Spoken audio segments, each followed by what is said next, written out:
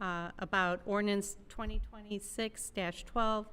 If adopted, the ordinance will permit the Planning and Zoning Commission to administer Chapter 1162 of the Orange Village Zoning Code, which establishes standards for off-street parking and loading facilities, and would permit the council or the commission to permit deviations from the standard if there is good cause. The amendment would also permit the ability to land bank of parking, which I would love more clarification about, upon terms and conditions set by the commission, and the modifications or rescission of the land banking as directed by the commission.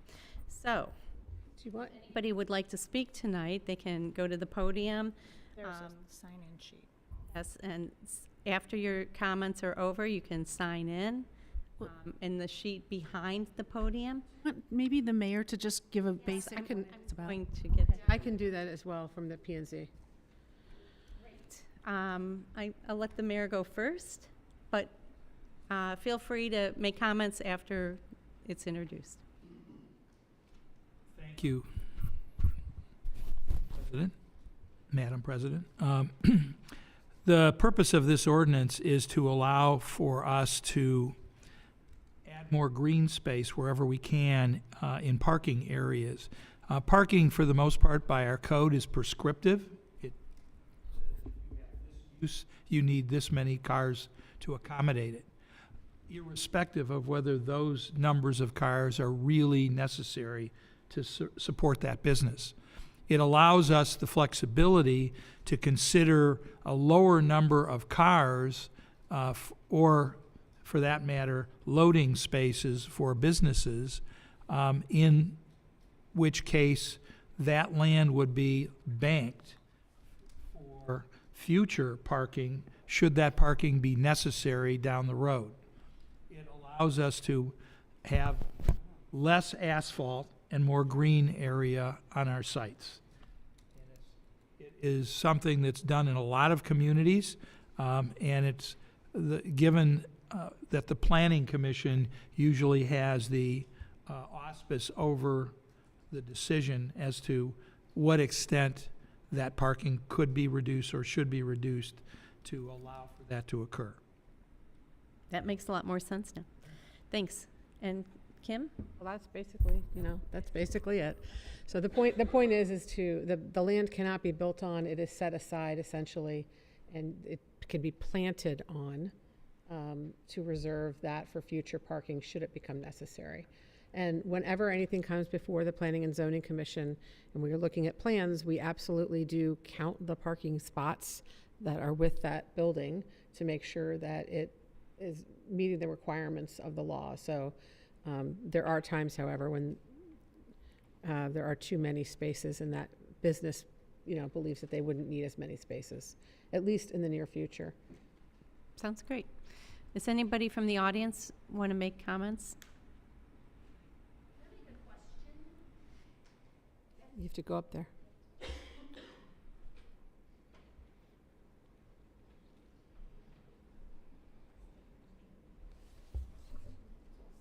I know you, but for the record, can you state your name and your address? Stacy Padilla, 4969 Westwood Crest Drive. My question is, does this ordinance pertain only to commercial properties, or would it happen to pertain to maybe some of our parks or residential streets? And if that is not the case, should it be more clear in the ordinance that it's for commercial? Is for only commercial. That's where we have business-based parking regulations and drive aisles that are necessary in order to allow circulation on the commercial sites. It doesn't apply to residential sites. Does it need to be noted that this does not apply to residential sites? No, because there's no requirement for a certain number of parking spots for residential. There are regulations with respect to garages and building, the size of buildings and the size of outbuildings on a residential lot, but not with respect to number of cars that need to be able to park there.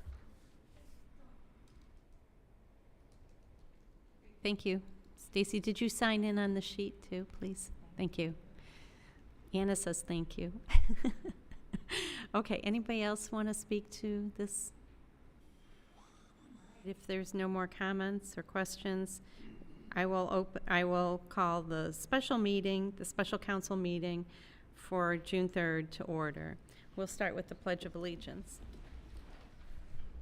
Pledge allegiance to the flag of the United States of America and to the republic for which it stands, one nation, under God, indivisible, with liberty and justice for all.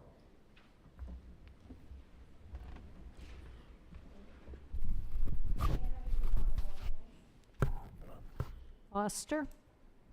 Vincent. Here. Kurland. Allner. Here. Boyle. Bilski. I didn't hear from Ryan that he was going to be absent, but I'll make a motion to excuse him tonight in case he is absent. Doesn't matter, it's a special, It's not needed. Doesn't need that.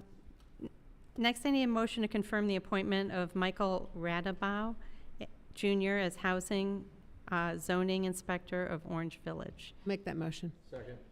Thank you. Who would like to introduce? And Hughes is our Brendan, building thank you. commissioner is here. Good evening, everybody. So Mike comes to us from the private sector, working in construction for the last 15 years as a contractor. Mike brings experience and knowledge related to construction, restoration, field inspections, and code compliance. And he is already familiar with building department operations, plan review, permit issuance, and inspections. Mike has knowledge of residential and exterior building systems, including roofing and siding, structural components, and he has experience identifying deficiencies and safety hazards and code-related issues in the field, which will certainly be beneficial to him working as Orange Village's housing and zoning inspector. Mike is certified by the Ohio Board of Building Standards. All right. Interim residential limited commercial building inspector's license, which expires June 30th of 2029. So within the next 3 years, he will be required to pass his examinations and obtain full certification. And Mike will also is excited to work towards obtaining other inspector licenses as he gains experience working as the building inspector for Orange Village. We're excited to bring him on board, and we thank you for your consideration. Thank you, Brandon. All right, does anybody have any questions, comments? Great. The roll? Foster. Vincent. Yes. Kurland. Yes. Allner. Yes. Yes. Perry. Yes, thank you. Okay, next I need a motion to approve this. I got to swear him in.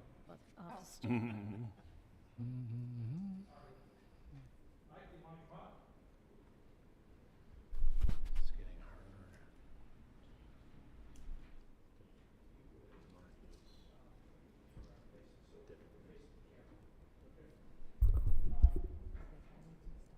Raise your right hand. Repeat after me. I state your name. You solemnly swear that I will support the Constitution of the United States. Solemnly swear to support the Constitution of the United States.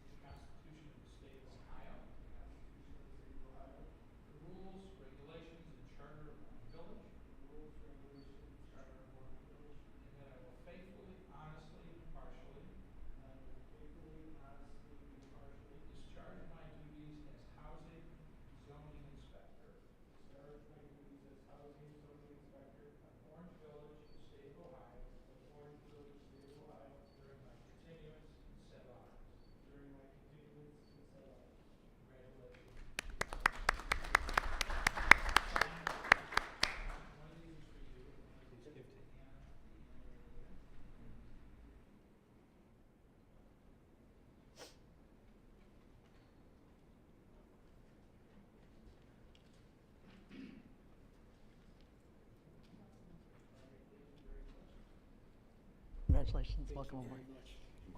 Thank you very much. Congratulations. One's for me. Thank you. Thank you very much. I got lots of room now. Brandon. Okay, next I need a motion to approve the special council meeting minutes of May 6th, 2026. Do I have a motion? Thank you. Stacy, you made the motion, and Amanda seconded it. Great. Anybody notice? Call the roll. Foster, Yes. Vincent, Yes. Kurland, Allner, Boyle, Yes. Perry. Yes, thanks. Next, I need a motion to approve the council meeting minutes of May 13th, 2026. Do I have a motion, please? Thank you, Jeff. Thank you, Amanda. No, Stacy. Anything anybody wants to talk about with this? Just briefly, I was not at the meeting, so I'll abstain from voting, but I would like to, I appreciate the comments that in the minutes referencing Prosecutor Melling. He was a true gentleman in all sense. I mean, it's not like he's dead. He is a true gentleman in all sense of the word, and certainly worthy of recognition by this body. A pleasure to deal with and a guy who really knows the law. So I saw that and I'm happy for him. Also, as a point of order, you don't have to abstain, just so you know. Well, I read I read the minutes and watched the meeting, but yeah. Whatever you choose. Any other? Foster, Yes. Yes. Kurland, Allner, Abstain. Boyle, Abstain? Perry. Yes. Thank you. Okay, next is audience comments related to agenda items. Is there any audience comments? All right, then we'll move on to old business. Ordinance 2026-9 is amended, an ordinance authorizing the mayor to enter into a collective bargaining agreement with the Fraternal Order of Police. This is on for third reading, but we're going to table that till next week. Next is, no, I don't think so, right? You could take one or not? That was what it was about. Could object, but. Does anybody object to tabling? Are we tabling? I'm sorry. Be some clarification. Special counsel needs to answer a few Okay. more questions. Okay. Then no, I don't object. He's not coming. Sorry, I just wanted to understand. We're going to go into executive session And to, special counsel's coming tonight to Okay, perfect. Great, no problem. no. The gates great, okay, next is ordinance 2026-12, an ordinance amending section 1162.08, improvement of the parking areas of chapter 1162, off-street parking and loading of the codified ordinances of Orange Village. This is on for third reading tonight, and we had a public hearing. Do I have a motion? I'll make the motion. Second it. Thank you, Amanda. And anybody want to ask questions on council? Question. So if there's something that's already established and another company moves in or another business takes over, are they grandfathered with their parking lot, or does it fall under this? It's exactly the type of circumstance when they would come in for, either development plan approval or whatever they need for the building, the parking issue would be addressed at that time. And so if there had been land bank parking and the new development is going to require additional parking, then they have that available to them. So yes, it gets addressed. Also, the question came up regarding residential. I went back and looked in the chapters dealing with residential development, and there are specific driveway provisions for that. This is, although it doesn't say so in this particular section, it applies only to commercial developments.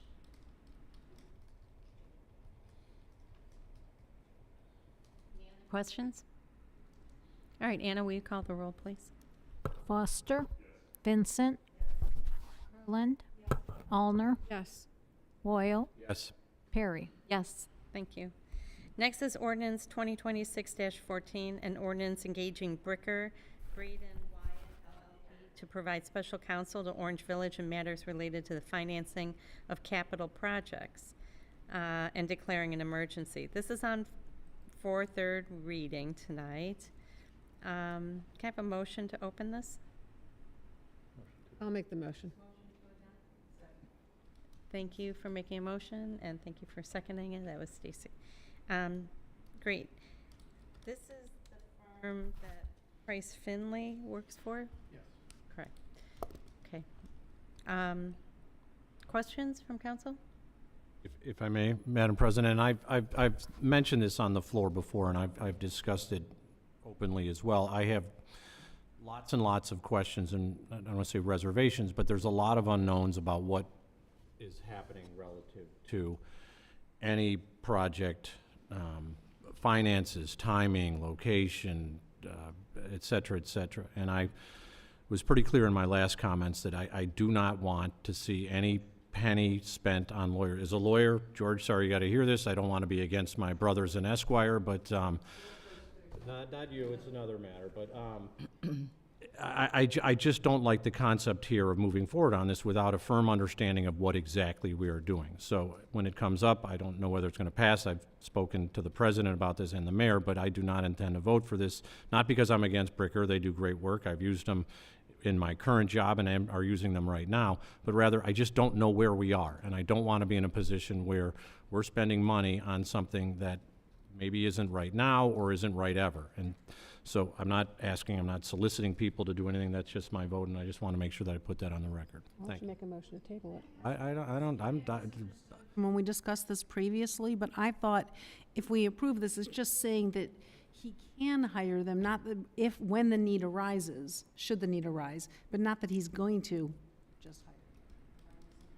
There's a lot of moving parts in moving forward with a levy on the ballot, including drafting legislation, which would likely, I assume, be drafted by special counsel.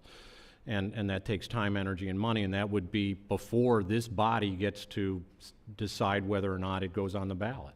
And look, we had a community meeting, which was great and in some capacity, but left lots and lots of questions. And I'm one of 7. I'm not asking to table it. I mean, if somebody else wants to, I know where I'm at with this matter right now, and how everyone else chooses to move forward is up to them. But my only caveat that I would ask, Councilman, if it is approved, I really don't want to see bills and bills and bills on this thing before any real substantive conversation about this thing happens. No, I agree with that. That's why I was asking about the timing.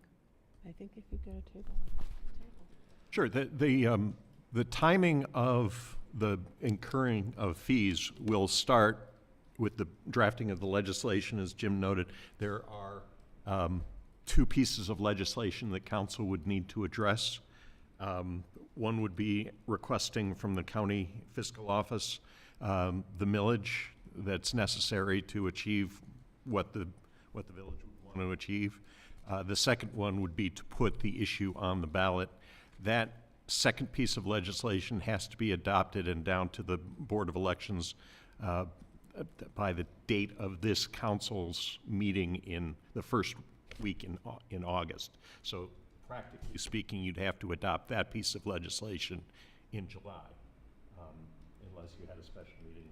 But what you don't need to do is, I mean, if there's some gathering and kind of a recognition of what we're doing, it's a lot easier to move forward, both with the legislation and community support. And, we have a very short runway, and the resolution that will presumably come forward will indicate that this body believes that this is necessary, that it's for the, I mean, it's a pretty significant piece of legislation that if it was placed in front of me now, I don't have the information to say I would vote for it. So, look, I'm not asking to table it. I stated my piece, and I'm not going to vote for it, but it doesn't mean that anyone else shouldn't.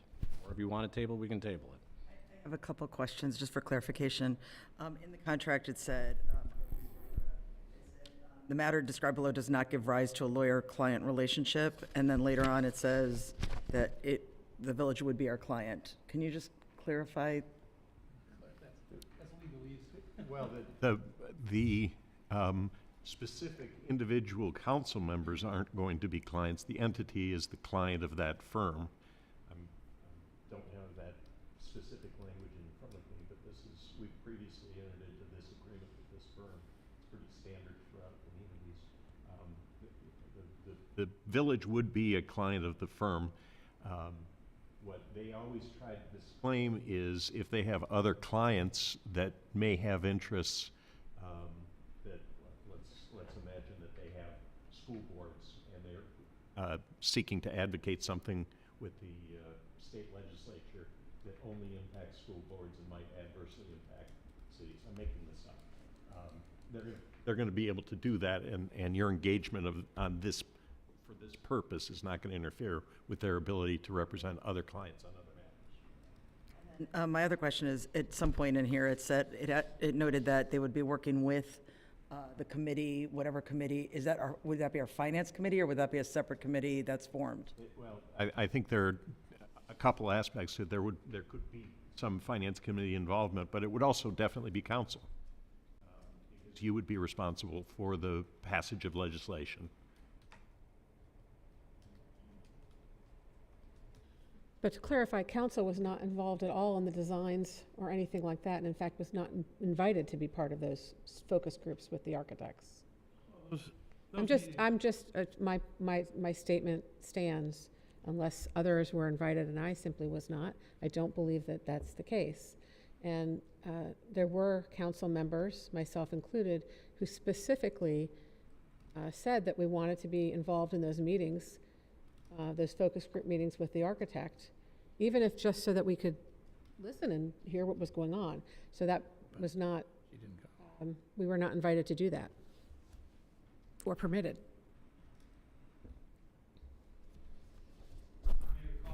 We had meetings back in March when we were working towards finalizing the design to the community.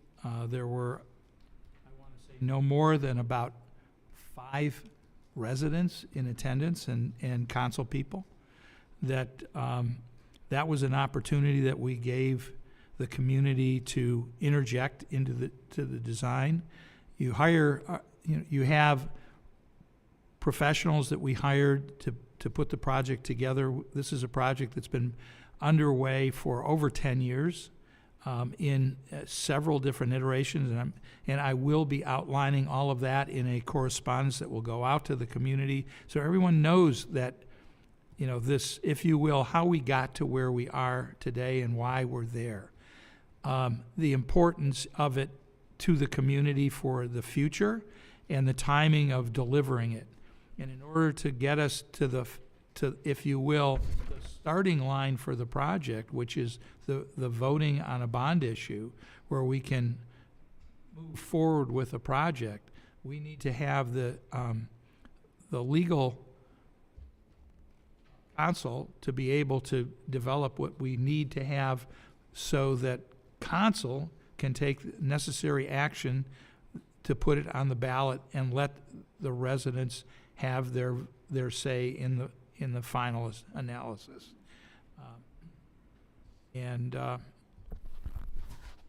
I think if people wanted to be directly involved, I understand when we sat down and did programming for the project, you know, knowing how many square feet a fire apparatus room needs to be, doesn't need a committee to be able to establish it.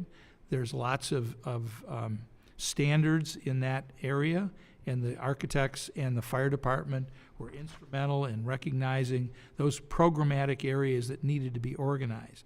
How they fit together was also a part of how that works, and they, you know, worked very closely with the police on the one side and the fire on the other side to make sure that the elements of the building that would be produced will facilitate our needs well into the future for the next 30 to 50 years.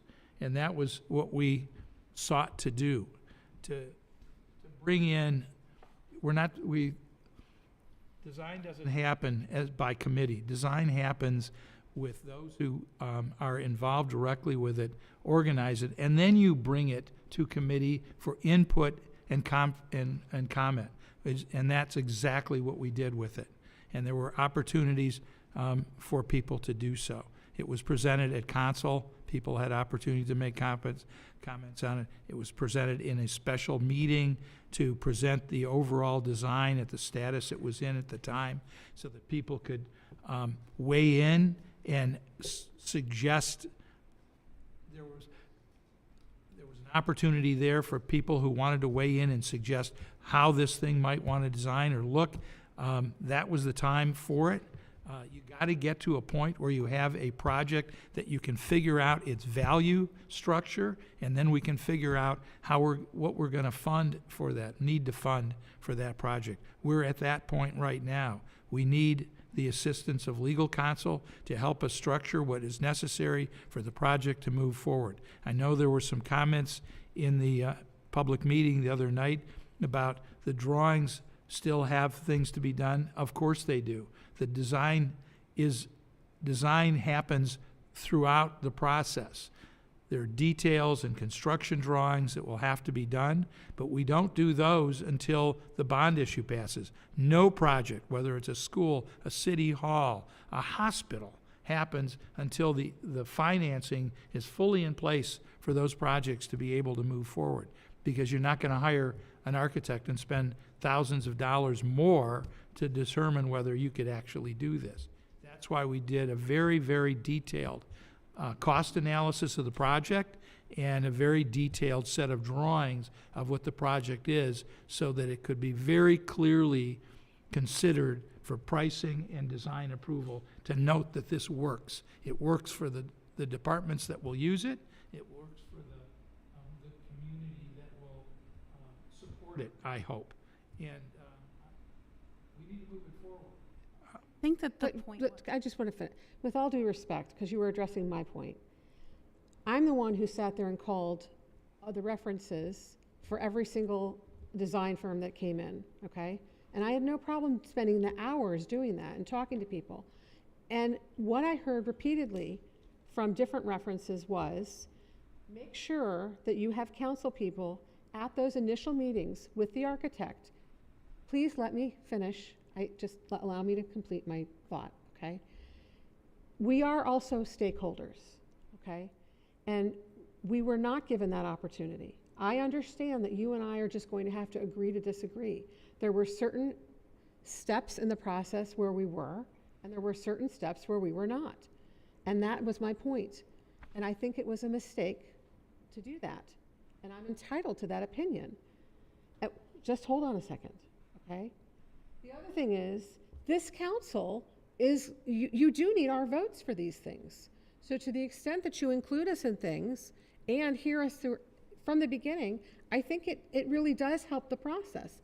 The last thing anybody wants is to have change orders and changes along the way. I am not one of the people that sat in the meeting the other night and thought, oh my gosh, there's details missing, and I understand the process. My point to you was the initial meetings with the architect, where the stakeholders were there, where the fire department could say, we think we need five bays, we're going to have big trucks, we're going to have this many ambulances. Or for the police department to say, we have 13 cars and they need to park. We want our cars to be inside because they will not be subject to the weather and idling, and the cars will last longer. All of those things are very valid points. My only point was, I think that there were council members who could have brought things to the table as well that would have then been considered. Or, at the very least, sat there and listened, and then been in on the discussions and been able to represent to residents that we knew what was going on, that we were behind it, and that we agreed with the process because we were part of it. That was my only point. I just want to say, because I actually agree with Kim on this, that people have asked me what I think of it. I think that I wish that I had been involved earlier in some of the drawings, and I was in the initial plans that the previous mayor had. I was able to have a little, not say so, but understanding really early on. And the point is that I know that our safety services need better facilities. And so I'm going to be for whatever way we can make that happen for them, but it would be a lot easier to swallow if I understood every step of the way. I feel like this is like a train has already been put on the track, a locomotive, and I don't want to get in the way of the locomotive, but it'd been nice if I was there helping to put the train on the track so that I understood the track, why the track is where it is, if that makes sense. This doesn't pass tonight, this that we're voting on right now, does that in effect kill the project, or what, I don't think so.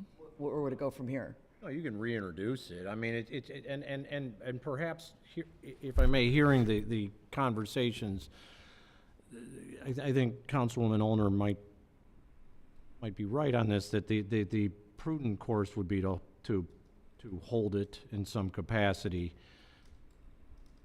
You know, because there's a lot of questions, and the bond council doesn't hold it up. It does potentially slow down processes, but it doesn't kill it by any stretch of the imagination. The issue, Councilwoman Vincent, that I think we are all dealing with is an extremely short runway as currently put in front of us, with residents that are asking questions and the 7 of us having whatever answers we have. $18 million was dropped on me on Monday, and that's a big dollar amount to swallow. And there are going to be questions, and my comments have been from the get-go. I'm the newest council member. I wasn't here before, so I'm brand new, and I know what's happened here since January. The residents don't know any of that, and those are the ones that are ultimately going to be the ones making a decision. And with all due respect, Mayor, I don't take this body's vote to put it on the ballot for granted at all. And I've got lots and lots of questions, and before I decide that I'm okay putting it on the ballot, there's going to be a lot more information that's going to need to be in front of me. I don't speak for my colleagues on this issue. Timing, location, dollar amount, why now? What are we doing with the schools? All these things are conversations that are going to have to happen if we're moving forward. So, I mean, maybe then if the process is appropriate to table this in some capacity to get some understanding. I need to interject something here. When I started working on this project with the community, I started by organizing a committee of voices that need to be at the table to have that discussion. And the person that was on it, I felt was really important to have council's voice as a part of that conversation. Brent Silver was a member of the initial, he's no longer here. He stepped down from office. That made opportunities for other council people to join the council today. But Brent sat in the design meetings. Brent was the representative of council to listen in and hear what we were doing and to be that voice to give that life to council people. I was invited to the school board meeting, which, We did have a meeting with the school board when we started talking about the levy, that we were going to need to develop a bond issue. We knew that the school board was looking at it. There was some discussion about which chicken would come first, whether it would be the Orange Village. And initially, they said, we don't want to get in your way, and they stepped back, and then they came back and realized they need to come to the table. So now they're if you will, coincident with one another. And it is a short runway, but it's been a long ride from the gate to the runway to get to that point where we take off. The committee was made up of those people that really can offer insight and communication, which included Bob Zugan, Chief Roberts, Chief Genova, Bob McLaughlin from the building department, Brent Silver representing planning, myself, amongst others that were part of that design team, the voices of discussion. And when we all met collectively to discuss the design, the process, and the steps along the way. That's what led us to the plan that we saw the other day, that we saw back in March. That the first time that we talked about the $17.9 million or $18 million wasn't just Monday. It was in council last month. I brought that to the table and said, we know what the dollars are now, we just got it, and we're going to present the details of it in this meeting, so that everyone has an opportunity to see it. We, in fact, handed out at that meeting the breakout. We have to get to somewhere at some point where if we're gonna deliver this project, if we're gonna do something for the community that is going to benefit the community for the next 30 to 50 years, we have to start now. We have to plant this tree. It hasn't been done lightly, and it hasn't been done haphazardly, and it hasn't been done casually. It's been done in great detail with a lot of effort and a lot of good thinking about what this is. And I appreciate Kim's effort to investigate the architects that we ultimately brought to the table. They were all extremely well qualified. Many of you were on council when we had the interviews for the architects and made the decision that these were the best choice of architects to do the project for us. And that was 9 months ago, at least, that we did that. And since then, we've put the project together. What I'm asking here is to have the ability to engage council that we will need to develop the legislative documents. We can discuss the legislative documents once we have the details of that, but we know it. I know what this building is. We know what it is. It's been presented in detail. We know what Did you get anything in your email? Did they send all the documents to you in your email? finishes were in the building, not just the envelope. Okay, just hear me out. Sometimes it goes a long way to collaboration when you include people, and when I get things at the same time as everybody else at a public meeting, that doesn't help me feel like I'm part of your collaborative team. So if you want that, my suggestion is to send information out to council members in advance. I'm sure that other council members are getting contacted by residents, as I have been, with questions. And sometimes it's nice if we have information in advance, because then we can say, oh yeah, I saw that, and I understand why that is. You know, sometimes, as you well know, Judd, there have been times where I've gotten questions from residents about something, and I immediately contact you, and, hey, do you know what's going on? And then you let me know, and then I get back to the resident, and that's great. That's working together. And it's working together to the benefit of our community, okay? I have never once, ever, in the time that I've been on this council, ever sandbagged you with a surprise question. As you well know, if I think I'm going to be asking a tough question, I have always given you the courtesy of letting you know in advance, hey, I'm going to ask you about this at council, in public, so please be prepared to speak to that. I've done that courtesy to you, which I didn't have to do, but I've done it because I believe it helps us build a collaborative way to work together for the benefit of our residents. My suggestion is, my request is, to please give the courtesy to us of the same thing, to allow us to at least be in the know of what's going on at the time, because then it won't feel like a short runway, and we will say, oh yeah, we've known that was going on. We were part of that. That's all my comment was. Can't go back 3 months. We can't undo that. So I guess my question to you just honestly is, this legislation, this ordinance aside, what would you like to see happen if, let's say we table it, or let's say we postpone it, or just vote it down, whatever the case may be?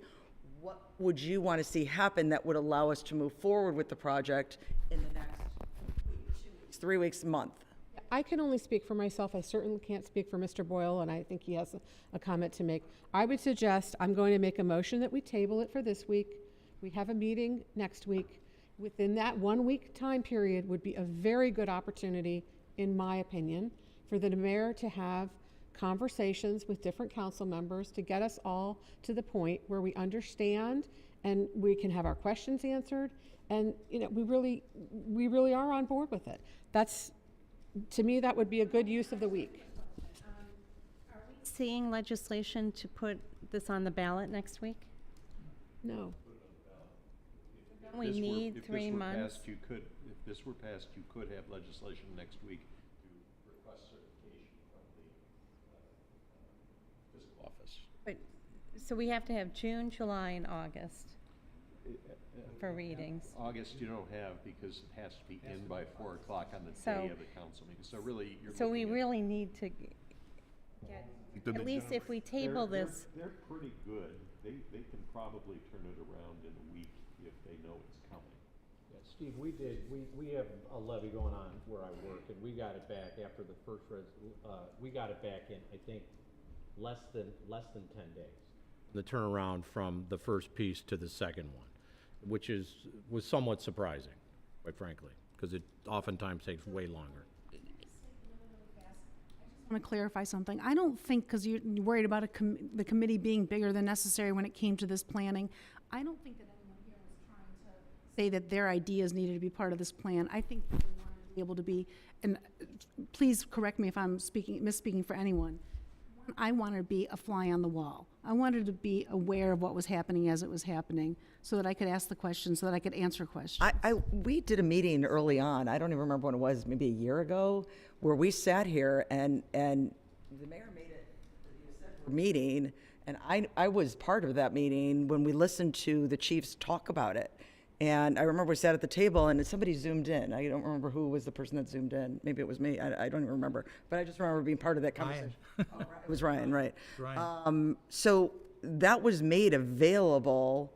It was a while ago. It was when they were first talking about what kinds of needs they had, what things they were looking for. So I feel like, I mean, I don't know that it's ever been, I don't feel like I was closed off. Like if ever I had questions, I would approach the mayor and say, here are my questions, and yeah. I mean, I can't speak for, I'll speak for myself, but I know I was at that meeting, and Ryan was there too, so. If I could make a recommendation from a law department standpoint, the critical spending on this is going to occur after it would go on the ballot and they'd be preparing the bond. The initial piece of legislation, which should probably be in front of you next week from a timing standpoint, is not going to be that expensive.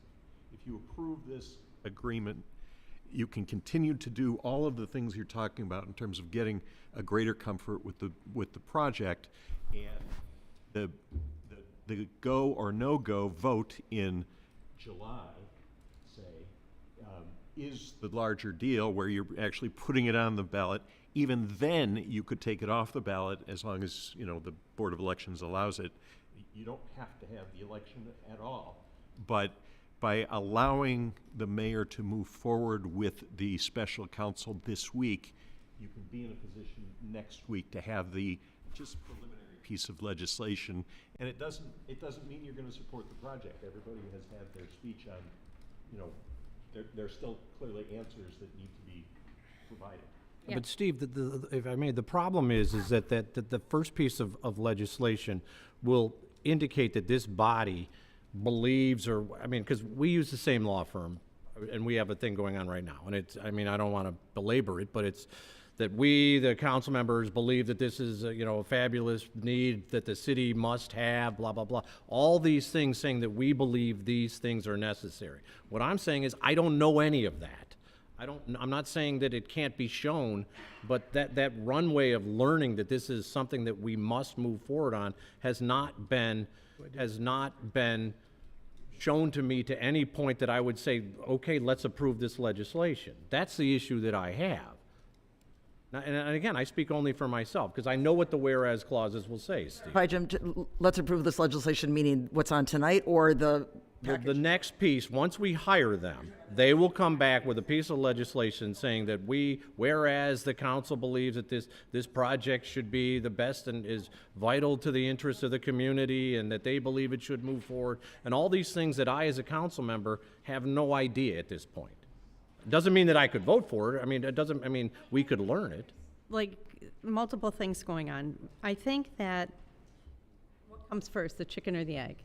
I think that this piece of legislation is just strictly to hire special counsel to make it so we can get the figures right for the millage.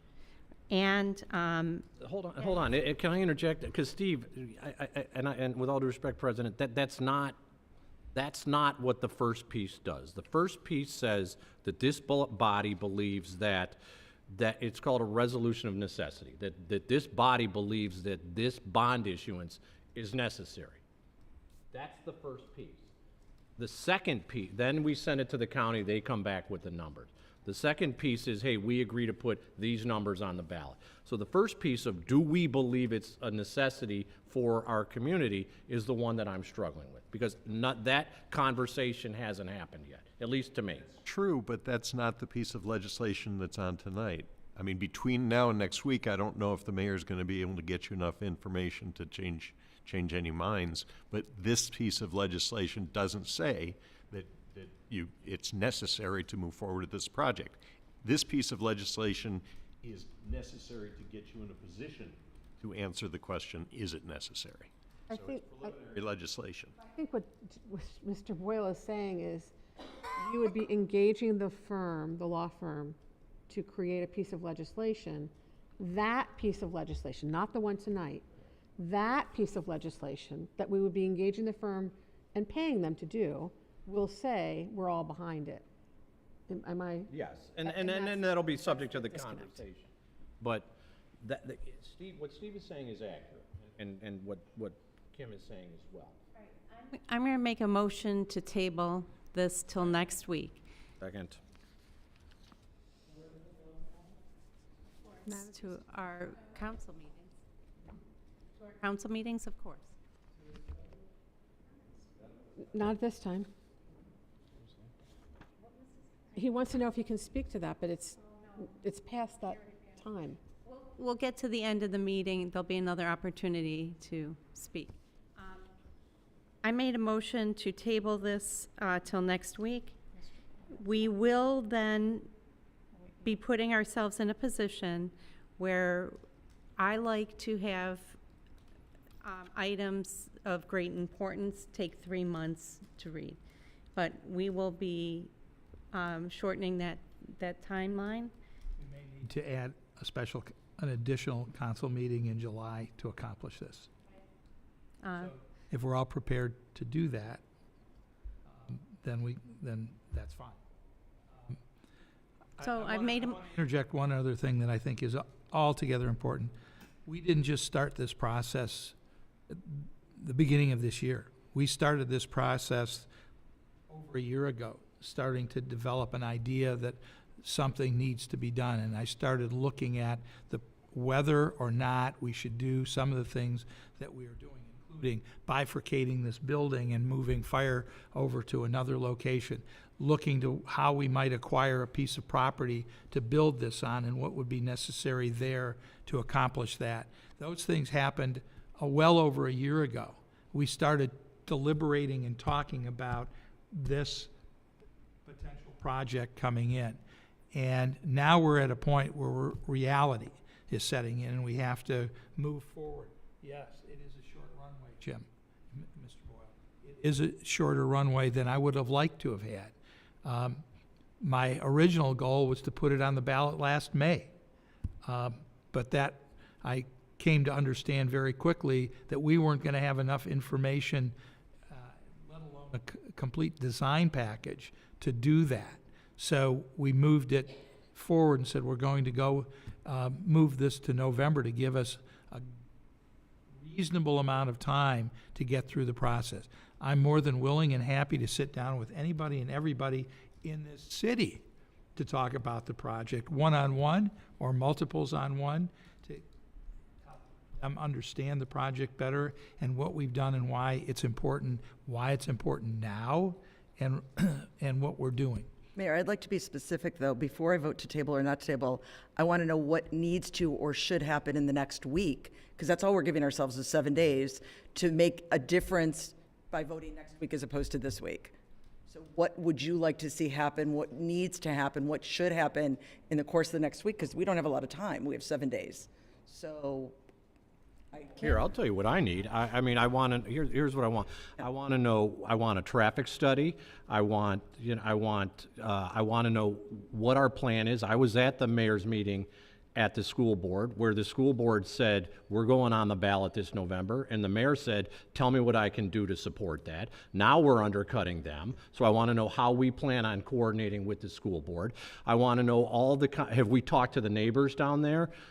These are the conversations that should have happened months ago. And with all due respect, Mayor, I heard a lot of ayes, not a lot of we's. And there's 7 of us that have to make these decisions. I wasn't part of that because I was a member of this council. So to that extent, I'm starting from ground zero on this thing. And now I'm just angry because now at this point, I don't want this to sound like we've been asleep at the wheel.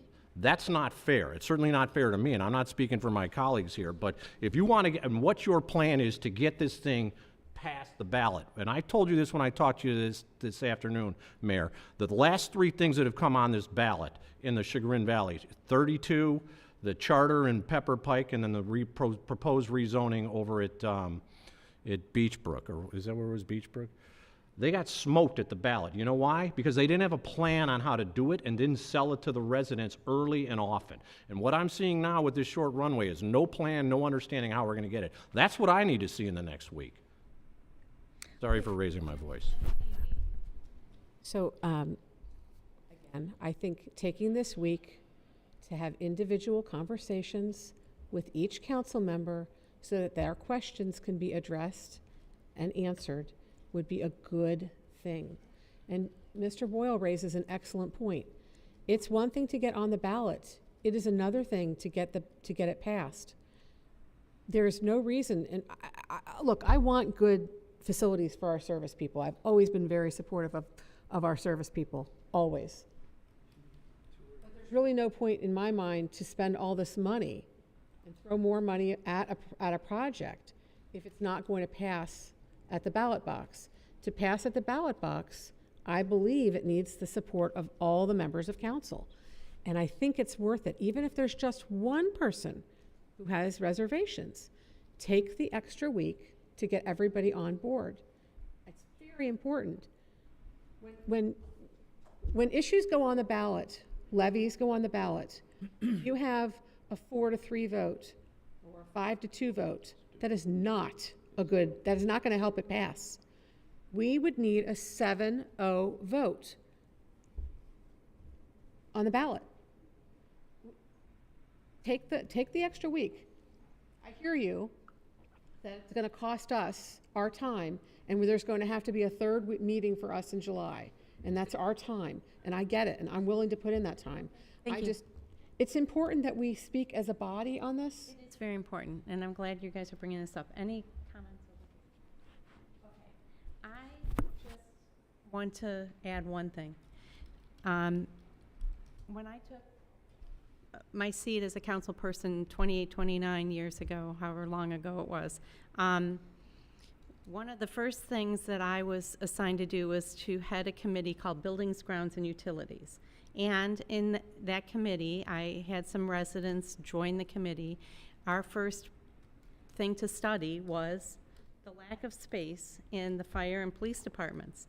The building was like 6 years old, and it was brand new. When it was being built, they had to cut back in the cost of the construction, and they made everything smaller. And it was a problem from the day they moved in. It was built for the staff that they had currently then, and they didn't have room for growth at all. And we have, stitched things together the best that we can for all these years. But it's time to respect how the world has changed. The calls have gone up significantly for both police and fire. The world has changed a lot, and we have more employees. We don't have adequate facilities for either the police or the fire departments. And I strongly support this new building and plan. I think it will work for the village. We have this, so much work has gone into it already that I have been included in and been hearing about all along. I don't know why you all have not. It wasn't separate meetings between me and Judd. So it was in finance meetings, it was in council meetings. When Judd invited me to the meeting with the people from the Orange School Board. I was invited as council president, but I came back and reported what they had said. Meeting as well. That's right, thanks. Every meeting. And all the information keeps coming forward. So I will be voting yes for this ordinance and for putting it on the ballot when we get to vote for that. Just saying. Okay, so I have a motion to table. I made the motion. Anybody want to second it? No, we already. Yeah, it's already been. Okay. And Anna, will you call the roll? Foster. Vincent. Yes. Kurland. Yes. Allner. Yes. Boyle. Yes. Perry. Yes, thank you. Okay, Okay, we're going to move on to ordinance 2026-15.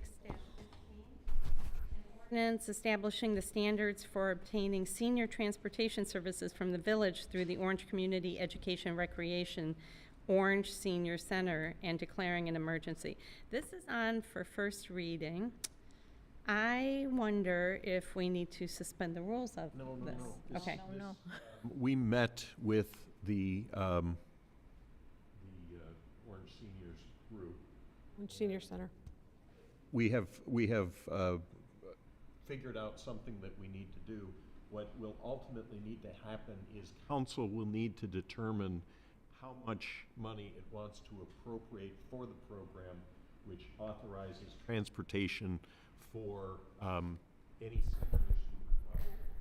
seniors. And there's a long and arduous story involved with this, which I would recommend that this that the issue be referred to the Finance Committee and have the in-depth discussion, and then Dana's not here, the ultimate outcome of the process will be, I think there's Anna, what's the amount that's currently appropriated? Something like 4,000? 6,000 a quarter. Yes, okay. No, We well, use by one person. Yeah, there's 4,000 left in left in whatever. the budget for the rest of the year. Question is, are you going to allocate more resources? And if you're going to do that, what's coming out of the budget, where are you going to do it? And that's really more committee work than doing it here. We had originally thought that this ordinance would have solved the problem. They can't accept our program given their grant money. So we had patterned this ordinance behind our snow plowing ordinance, which is how you qualify for village paid for snow plowing. We'll be back to you with a revision to this ordinance that addresses that program, because that's our program. But this will now work to resolve the issue we're having with the Orange seniors. And we learned about that on Monday. Yeah, so referring to finance is fine. It's going to come back here. Yep. And the question I'm going to have, so I'm going to tell you now so that it could get answered, okay? I would like to know, for the last 3 years, the number of seniors who have utilized the program, and if there are seniors who would have liked to have utilized the program but were unable to do so, and if so, why is that? Those are, I think, the mayor and I spoke about this previously. Those are the two issues, I believe, that we had discussed. Data. And that's fine. So, There are a couple of those really quickly, because I talked to Maggie Runyon, is the director of the senior center, and I work with her regularly. She said that Orange has about 14 to 16 riders registered, and only about 4 of them take rides regularly. Most rides are used for medical purposes, but the rides can also be used for other trips to the senior center or to physical therapy or to things that are related to it. If you would like, I don't know if this would help or not, I'm happy to invite her in just to answer questions and talk to, so you guys have direct answers if you We like. we just had the meeting with her, and we know that the answer to the question, how is this going to change, is how much money does the village council want to spend? And you need the data to understand that, to answer that question. So my recommendation is that the matter gets referred to the Finance Committee. You Can you let discuss Ryan it know? there. The ultimate outcome would be a change in the appropriation ordinance. what you're gonna have to do with some of the employment stuff you're dealing with later anyway. So you've got one of those coming. And so my recommendation is to refer this to the planning commission. And those were my questions and concerns, because We have the data that you're asking for, and we discussed it the other day when we met with the folks from the senior center. And that really goes to the idea of utilization and basic cost. And we came to understand where their costs come from and how it's being utilized. They have this, as Steve mentioned, there is a grant that they have that underwrites some of the cost for the use of this senior transportation system. And it comes down to how many rides we want to pay for, because we know that we now know what those numbers really mean. And it's an allocation number that we have to work out. So it makes sense for finance to look at it and then make a recommendation back to council as to what might make sense for us to expend for that service. sounds fine.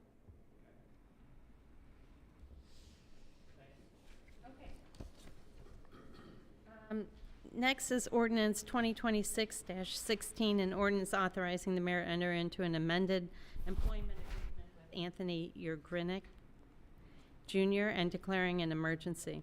This is also on for first reading. I think we all saw, Requesting suspension on that. oh, you are. Do I have I'll make a motion to suspend the rules. Is there a second? Thank you, Stacy. And Anna, will you call the roll on the suspension of the rules? Foster? Yes. Vincent? Yes. Kurland? Yes. Allner? Yes. Boyle? Yes. Perry? Yes. Okay, next, do I have a motion to adopt ordinance 2026 So moved. dash 16? Who said second? Stacy. I got the first, I missed the second. Here, Amanda. We saw the changes in the version. Just a comment. Yeah. Steve and the chief, I think, really need to be thanked. I mean, this took kind of an innovative, and it's hard to hire now for some positions, and we see it with our building people, we see it with our safety forces, et cetera. And you have to move quickly and innovatively to bring in talent into this, and I have a great deal of respect for the work that you guys did in doing this. And as I mentioned to the chief, his family is well known in the law enforcement community. I think it'll be an excellent addition to the force. And a lot of publicity too from other communities seeking police officers coming in. So there's definitely a lot of competition for people out there.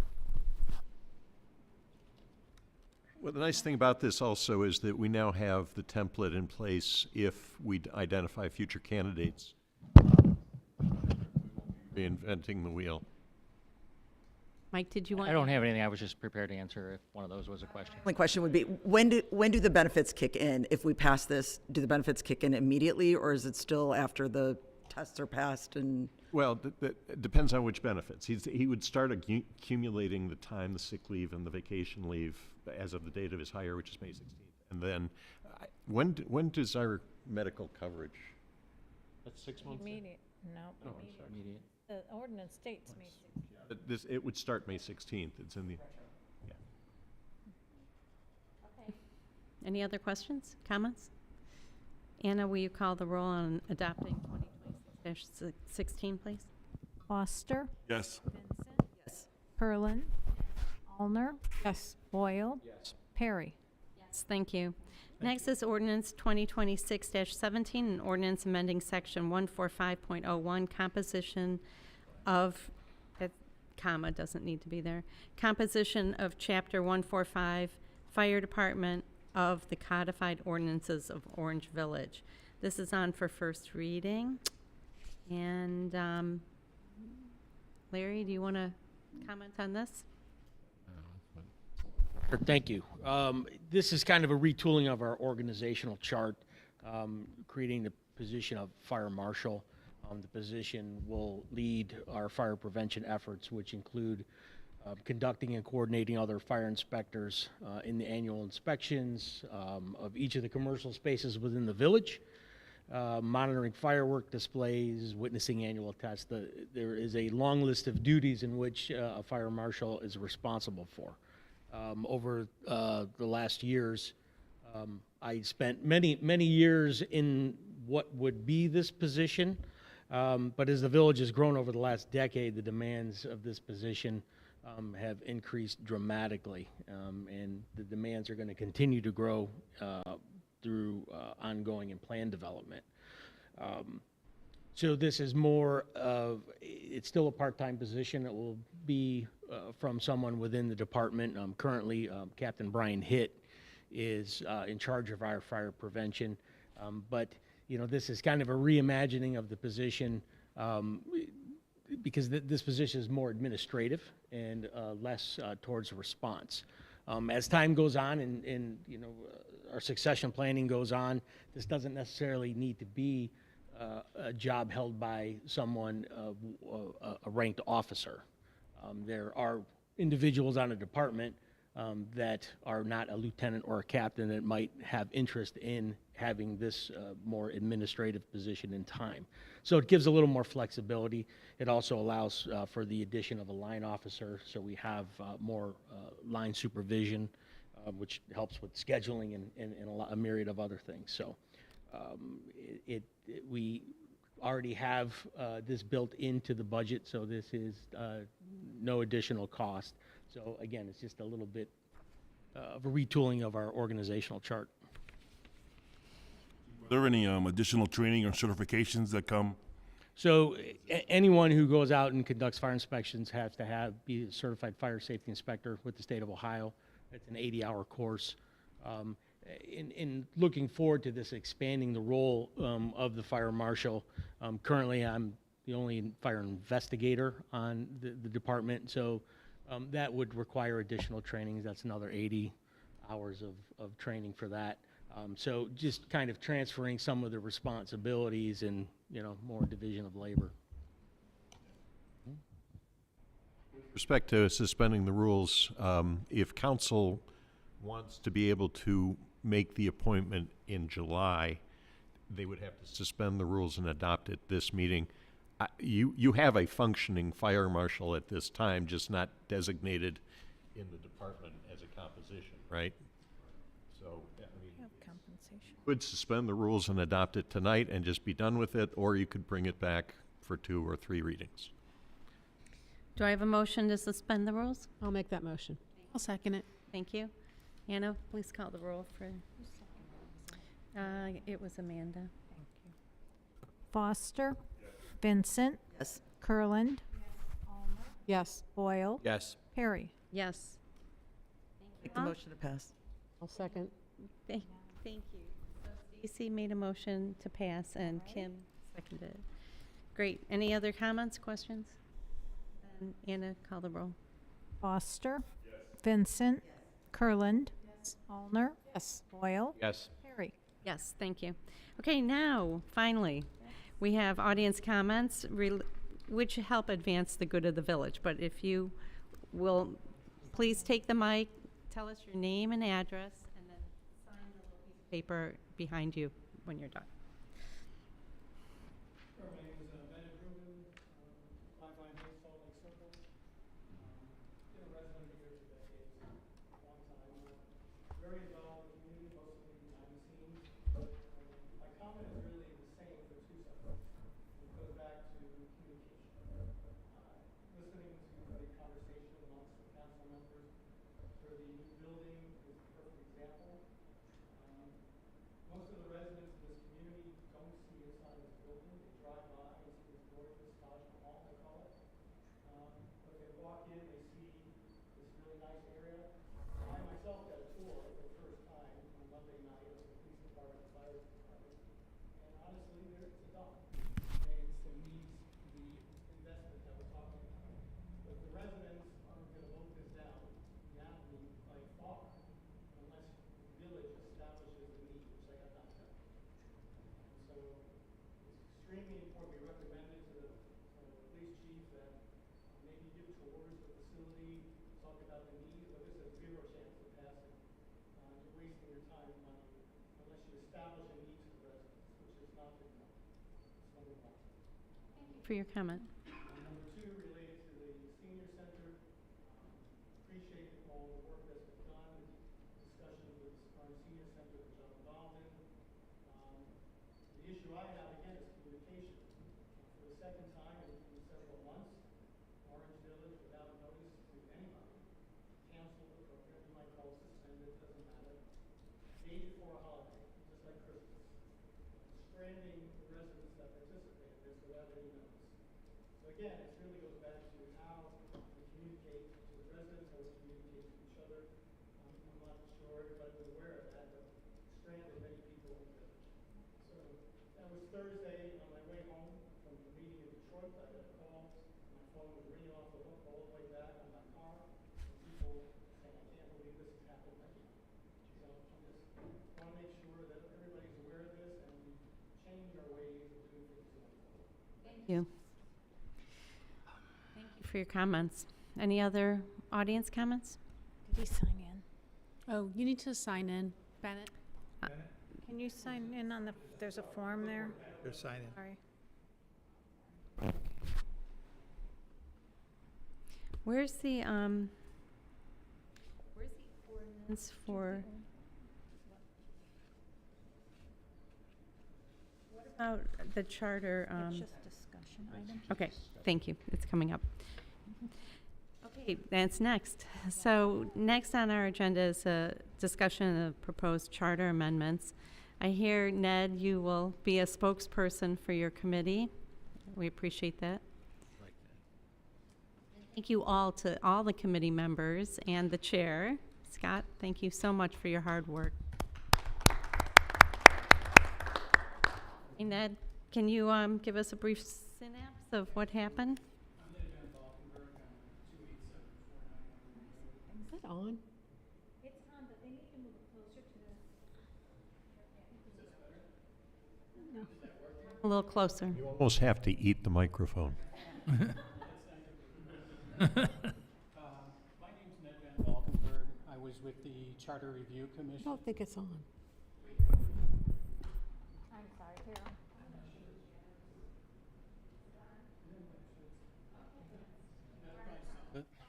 Wasn't on? No, Someone told me they turned it on. My I'm Ned Van Valkenburg. There we go. Time's the charm. Now you're there. Uh, Sorry, Ned. I'm up here just to talk very briefly about the Charter Review Commission. We had a great group of people, a lot of concerned residents that took part in it. It gave us a great degree of backgrounds, you know, that brought much to the mix, diverse set of opinions, and at times that led to some pretty spirited debate.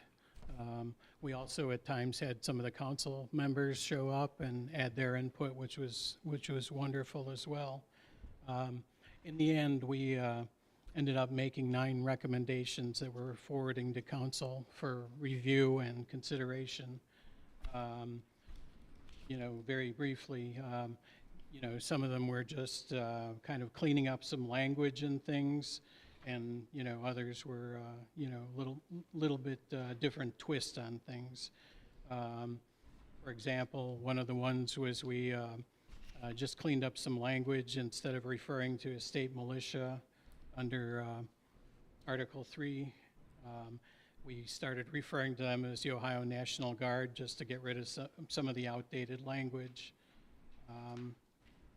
We also sent a consideration forward for a little bit of a change on how we, you know, what our expectations might be from council as far as, you know, what's required for the position, as far as length of residency and, you know, attending the regular council meetings and not missing too many. I know there was something in the news within the past couple of months about, you know, another city had some trouble with someone who just apparently didn't show up for quite some time, and they had no way to address it.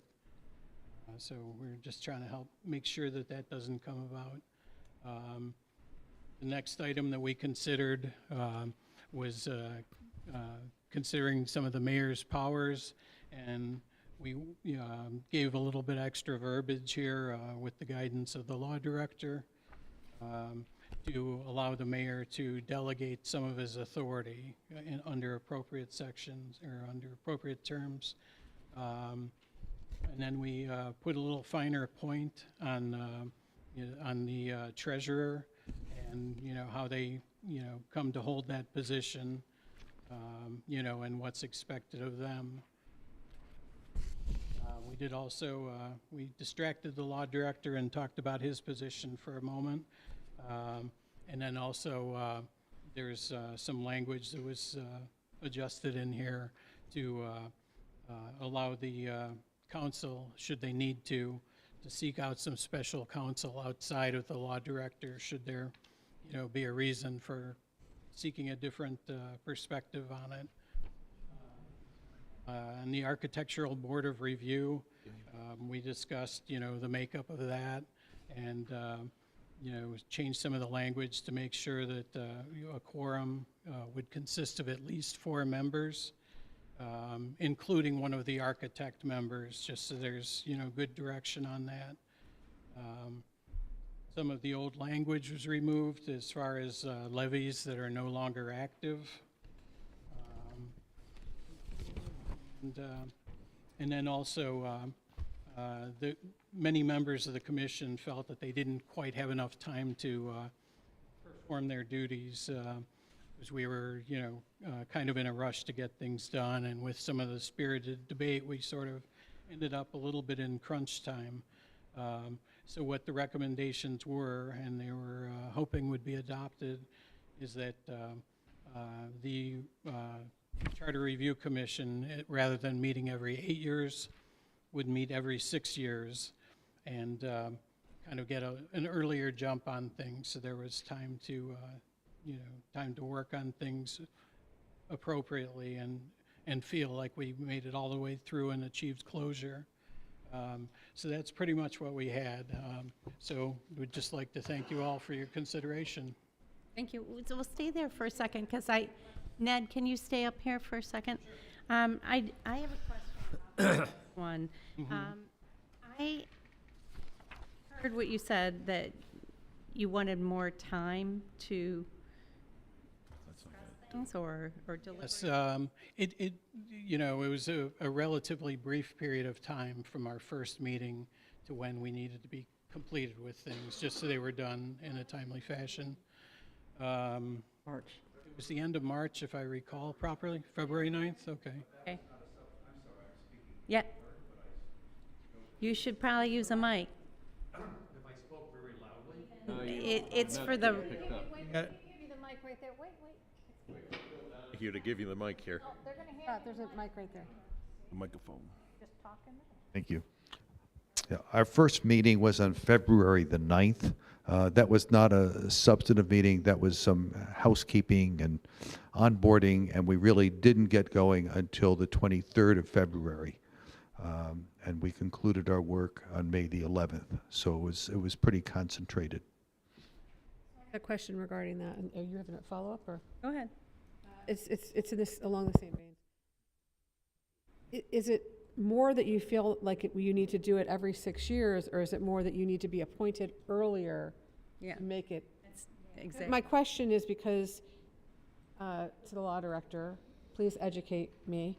I think the charter then goes to the voters to approve. I mean, how does this work, right? That's correct. Yeah, theoretically, under the Ohio Constitution, you could submit the recommended charter amendments up to 60 days before the election. As a practical matter, that can't work because the state of Ohio has changed the election calendar, and they have to be sending things out. So the recommendation is to have it done and ready to go on the timeline as everybody else. What that means is by the first week in August, if you, as Orange Village Council, said we needed both the first and the second Wednesday to do our work, we'd let the Board of Elections know, and they would accept that.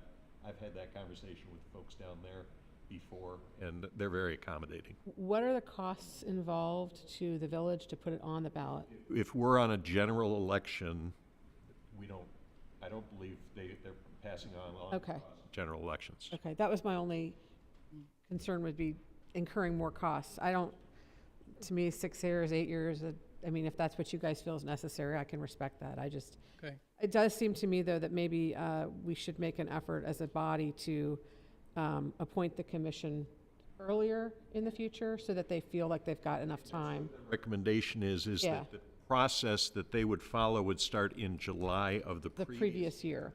So essentially, they'd have about a year. Yeah, and that's fine. Yeah, I read that, and that's, So shortens the time between charter review commissions to 6 years from 8 years. Right. Yes.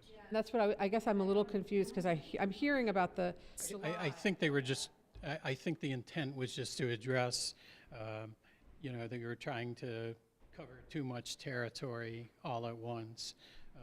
Some of the ideas that people had, we really didn't get to explore. So if it's done a little bit more frequently, it just gives more bites at the apple, where things could, be looked at. And, because some of the time was spent on just cleaning up language and removing outdated, levy information. If you can get some of that out of the way a little bit more frequently, it leaves more time for, a little bit more in-depth work. this is 100% of the recommendations, though. Yes, that's correct. So I guess I'm not understanding the need for 6 years versus 8. I absolutely get the need for the 1 year. There were some members of the council who wanted to be able to consider whether a change in the form of government. Recall that the Cleveland Heights just went from a city manager form of government to a mayor form of government. Others have gone the other way, and sometimes that's something that charter review commissions like to discuss. Remember, ultimately, the council votes, and it would require a vote of 5 members of this council to put any recommendation on the ballot. And so that sort of steps into how this is going to be handled procedurally here. My recommendation is that as you talk through these, you develop a consensus on the recommendation. If you get 5 people, we'll draft up legislation to put it on the ballot. If anybody objects, we'll set that ordinance aside so somebody could vote against that recommendation so that the Right. specific issues, and if there are any that have unanimous support of everybody as cleanup, we'll just do it all in one piece of legislation. Oh, so you wouldn't introduce, there's 9 there. You wouldn't recommend putting 9 pieces? They will be 9 separate ballot issues. Oh, I know that. If there's unanimous consent of council, we can do one piece of legislation where everybody votes on it. I know, but I don't know how we can do that. I mean, and you've done it in the past, so I assume that it's workable, that we can do that without, in some capacity, violating our sunshine. I don't want to make that decision outside of the realm, is kind of what I'm saying. We've done it before. We've done exactly the process I'm describing, which is the uniform, agreed-upon proposed changes all get submitted. It's all a single subject, putting issues on the ballot. And then if somebody wants to be able to vote against one of the issues, Or you pull it off, or you well, they can vote. We would not put it on any legislation if there weren't at least 5 people in favor of it, and the person who was opposed to it could vote against that ordinance, putting it on the ballot. I personally think on this last article that doing it every 8 years has always worked for us. I agree and hear you and the committee members that maybe giving more time to form the committee, it doesn't have to be done at the last minute. So even if you began it at the beginning of the previous year, taking a whole year of committee work, if you can find people who will do it, that would be great. That may make more sense, and if you whip through the information very quickly, then, it's ready. But I like the 8-year schedule best, personally, so I probably... Talking about making it take a lot more time to do it and doing it much more often means you're going to almost always have this committee going, is what it feels like. And that might be a little too much. I also would suggest maybe Maybe it's 7 years if you want to make it a little shorter. And the reason I'm saying that is to have an odd number right now where you're at. If this had started last summer, you're starting with a different council, but which maybe that doesn't matter. And then Not a bad point. changes in January. Every 2 years, there's an update to council. You guys are starting at the last one, and it's the most controversial one. My recommendation is to start as they're presented to you. Walk through these, see if there's consensus on the proposed amendments. If there is, we'll put it in legislation. You can have the discussion, debate, et cetera. And you should thank Ned for his time and energy. Yes, on this. and Sure, thank you. spokesperson too. Many of them seem to be not a big deal, frankly. That was probably why, Only the last one. for me. And Jim? Yeah, no, I attended most of the meetings, and I commend all of the members of it. I mean, it takes, you've got to be A lot of work. It takes a lot of work. And actually, it's interesting, there was it Mayfield Heights? Somebody came in from Mayfield Heights who was tracking the process, which okay. I mean, so there is interest. I don't have any objection to any of them. I thought that the conversations were spirited, and there was a lot of conversation. I understand operationally the need for more time. I don't have any objection to doing it I don't have any objection to doing it 5 years, 10 years, whatever. I mean, I think it's an important piece to make sure that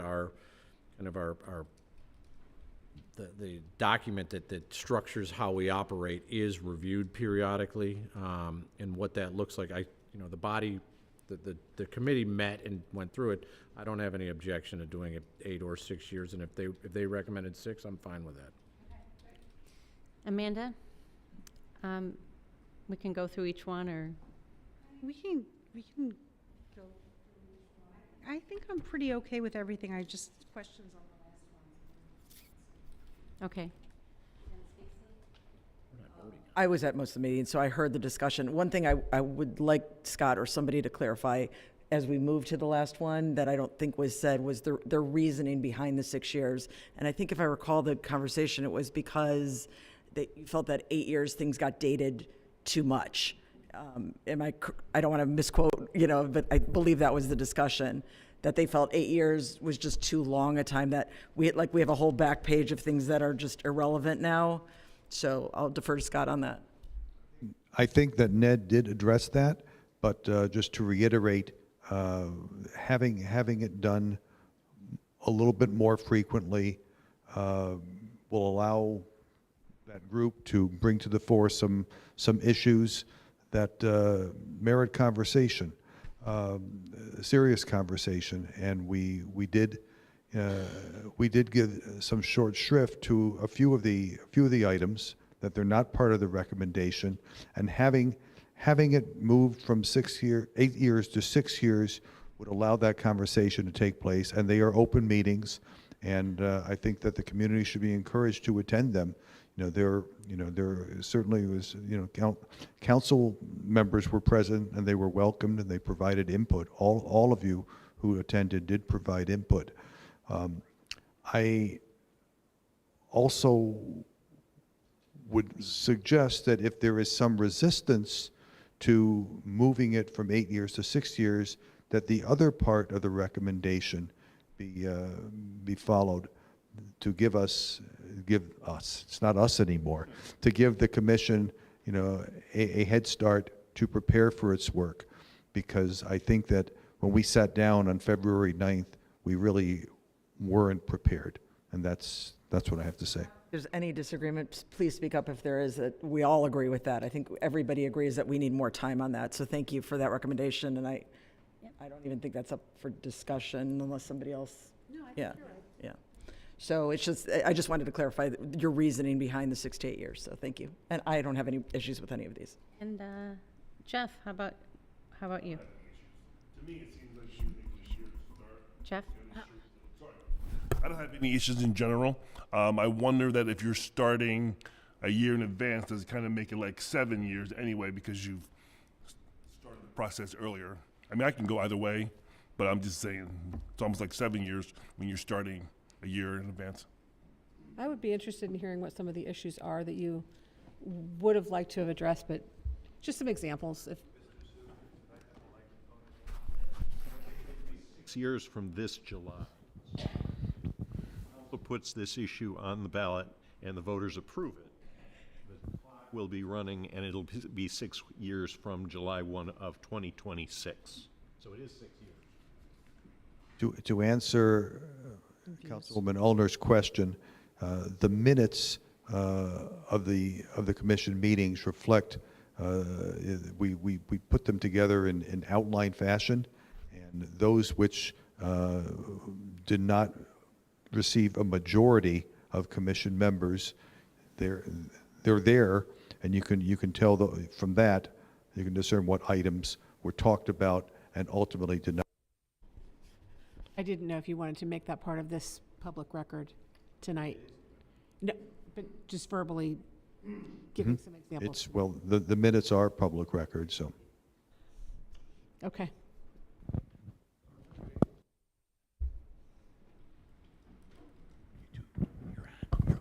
Some of the examples that were discussed included maybe having district representation, not just 7 at-large members. Switching, as council mentioned, possibly looking at a city manager form of government for the village. We talked about having criteria for our treasurer. I mean, we don't have a criteria, it just says you'll hire a treasurer. I mean, those were things that we debated, we discussed, but things like, the city manager form of government, I mean, that we just didn't have time to really get into the meat of that issue, the pros and cons of district representation. Those were difficult issues. I mean, but those are things that are kind of critical. And one other clarification, the 6 years, that comment came up because things are changing very fast. I mean, internationally. And waiting 8 years, a lot of things kind of get left in the dust. And that was one of the reasons why the recommendation came in for 6, whether it's 5 or 7 or whatever. But if you're going to make changes, make them in a timely manner. 8 years is a long time. And there's a lot that changes in 8 years. Now we're commandeering Bob's microphone, but I promise this will be, and I promise also that this will be brief. There were a few items that commission members raised that were important to discuss, but we didn't think as a group that they really for us to make recommendations. And there was one that stood out, and it related to data centers.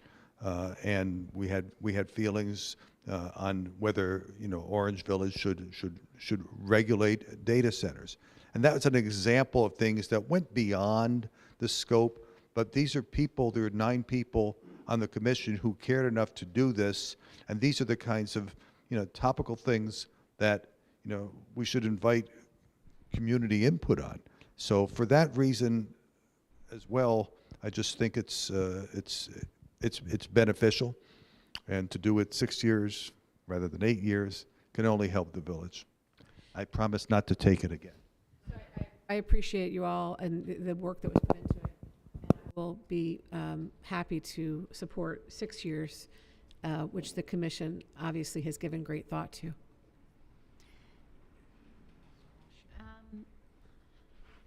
Other comments?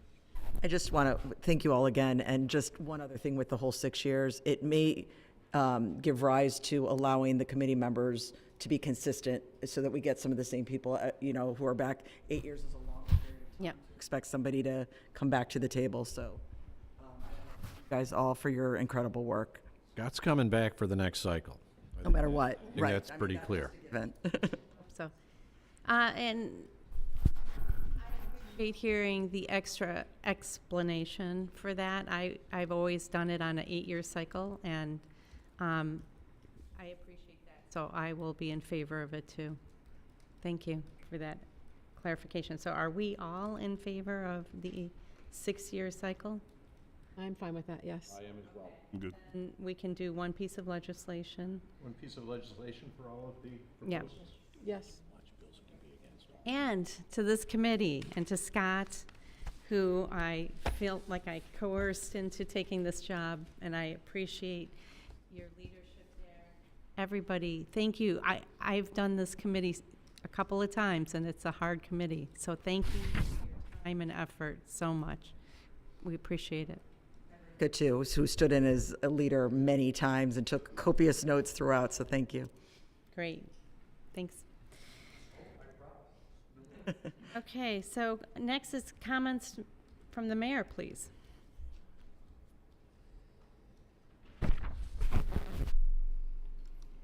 Got a number of things to share with the village tonight. First of all, the Women's College Age Self-Defense Workshop is this Thursday, June 4th. Thank you to the police department for offering this important workshop. Many residents that may not have fit the college age demographic have expressed an interest in this in the program, and the police department is expanding it. And stay tuned for further details as to how that may unfold. Computer and flag household hazardous waste collection is this Friday, June 5th at the Service Department, 4680 Lander Road, from 7 a.m. to 3 p.m. Paper shredding is Friday, June 12th, from 9 a.m. to noon, or when the truck is full at the Service Department. Orange Artisan and Farmers Market is June 13th from 9 a.m. to 1 p.m. At the Orange Service Department Circle at 4680 Lander Road. Orange Arts and Culture Committee is planning summer concerts in the village. I'm going to defer to Stacy on that. They're planning some future concerts as well. I've been able to get some money sponsorship so we can expand this for the summer, and we'll be in touch with people about that. I'd like to thank our sponsors that play a vital role in making our events possible. Pinecrest, Pulte Homes, and NOPEC have given generously to allow us to host events for residents and support our Party in the Park drone show. Save the date of July 25th, beginning at 6:30 p.m. Village Hall offices will be closed on Friday, June 19th, in observance of Juneteenth. The Orange Village Service Department has delivered 742 yards of leaf humus last week. We had a great deal of humus this year. It was located on the parking lot of Pike Drive Park, and you'll notice it's all gone. In order to allow residents to utilize the park, we had several companies haul away over 300 yards of leaf humus as well. The area is now clean and available for parking, and I'd like to thank the Service Department for their hard work in both the management of that process and taking care of all of the residents and providing leaf humus to them. The community-wide garage sale will be held June 27th and June 28th at your home. Register today on our website or call Village Hall at 440-498-4400.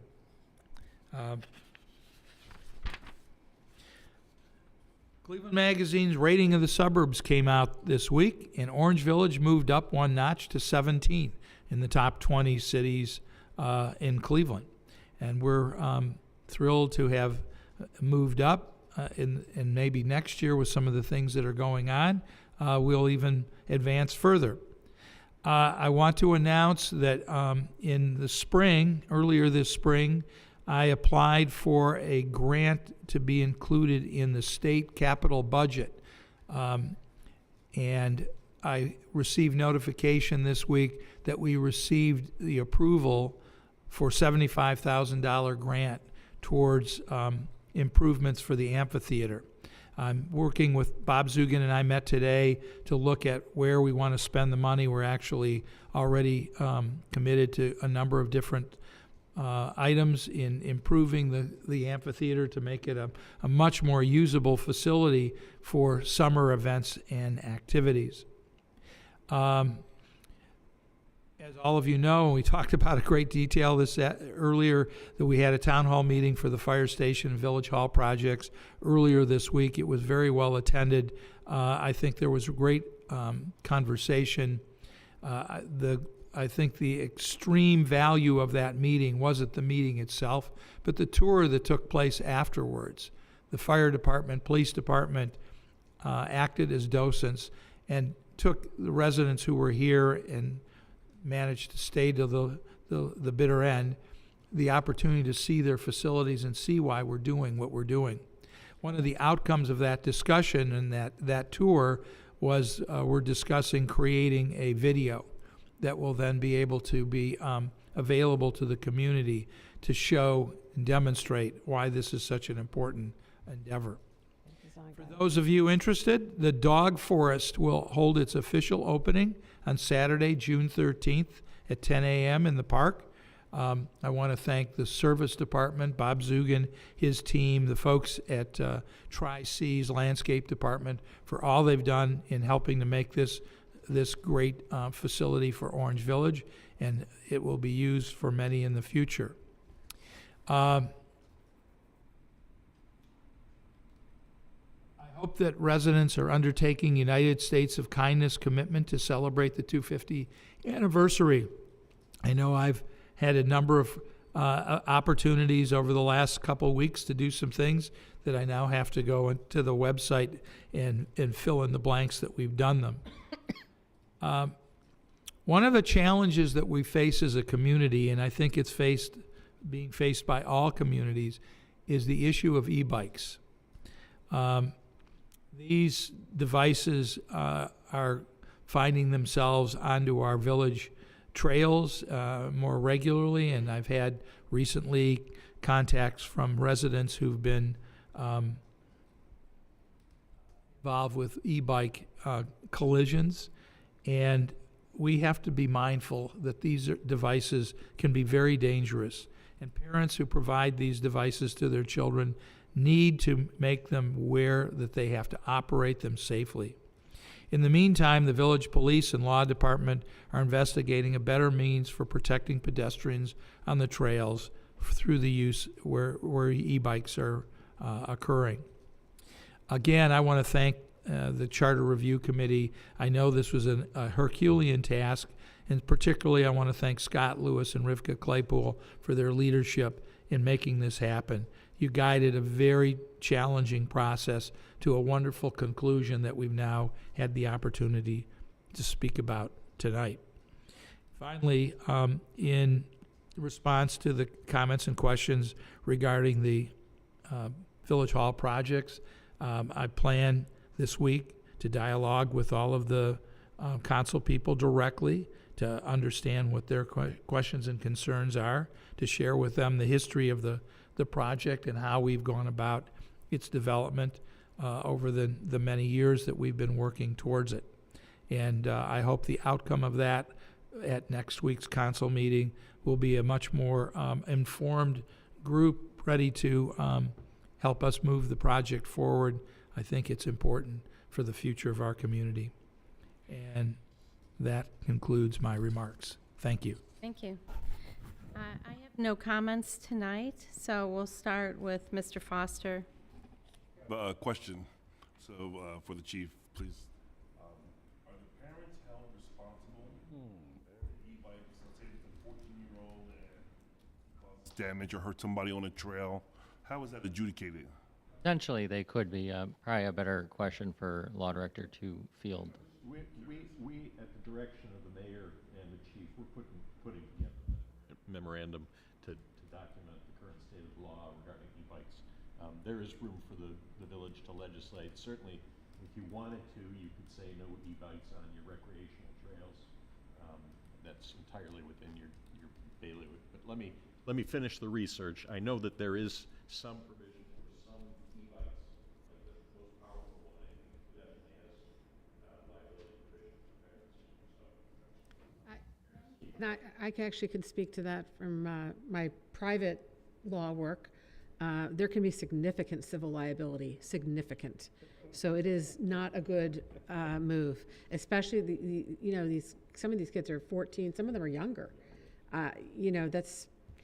These parents are really opening themselves up to significant suits if It's a real thing. someone is hurt. It's not you're talking big money. One of the things to remember is, these e-bikes can, some be pedaled and the motor not engaged.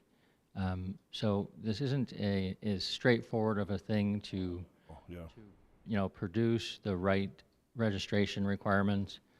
Something that's also enforceable would have to, be part of the whole thing. So we're working through it, and we're going to try and make it as safe as we can.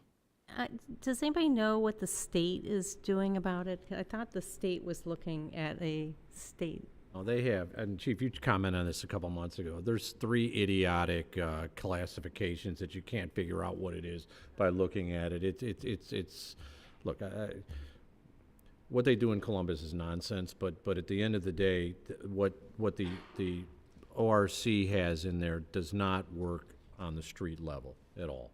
The other piece, Jeff, I hope that answers your question. I'm unaware of anything. I'm not just worried about them causing accidents. These vehicles are silent because you can't hear them. So when I'm worried about the kid on the bike getting hit by somebody backing out of there, and it's rife with trouble. So, in any event, and liability for whatever that's worth. The case where a kid died. Include your comments? Oh, yeah.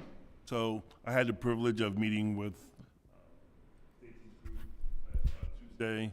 We're going to try and combine some of our efforts with the Veterans Committee, with Arts Committee, and I think we'll be able to have a nice program that people will be able to appreciate and enjoy. And since this is our first year for the Veterans Committee, we're kind of putting our stake in our ground to maybe make this a more annual event. Great, thanks.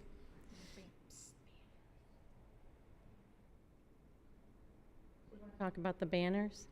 Anna wants to know. Well, We have banners that are going to be put up. I was going to mention it next week, but that's okay. Feel like a thunder. We have banners for the 250th that are coming up that we're working with Bob and Anna to be dispersed around the community.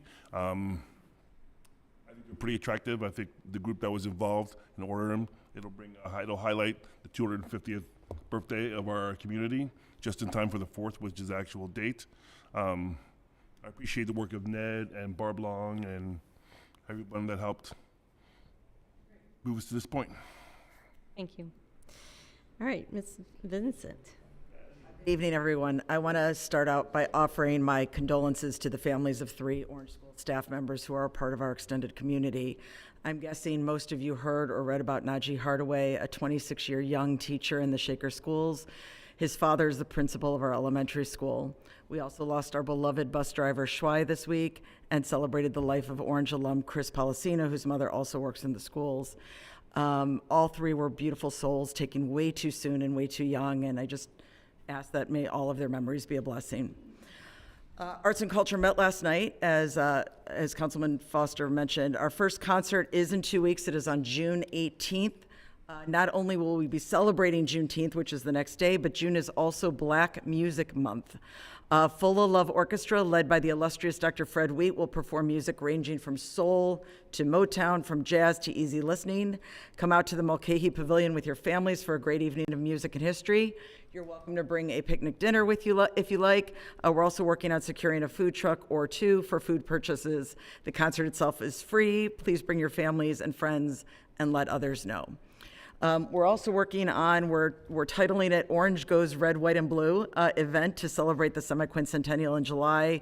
Hopefully we'll be able to offer a few more details at next week's meeting, but we're also grateful to be working with Councilman Foster to create a memorable evening dedicated to Orange Village, our children, our veterans, and our servicemen and women. The mayor mentioned the market, which is scheduled for June 13th. I just want to add a huge, huge shout out to Elizabeth Bach van Valkenburg and her extraordinary team. This has grown by leaps and bounds. Please come, you'll love it. There's so many great things for everybody, especially with Father's Day coming up. So come shop local, and there you go.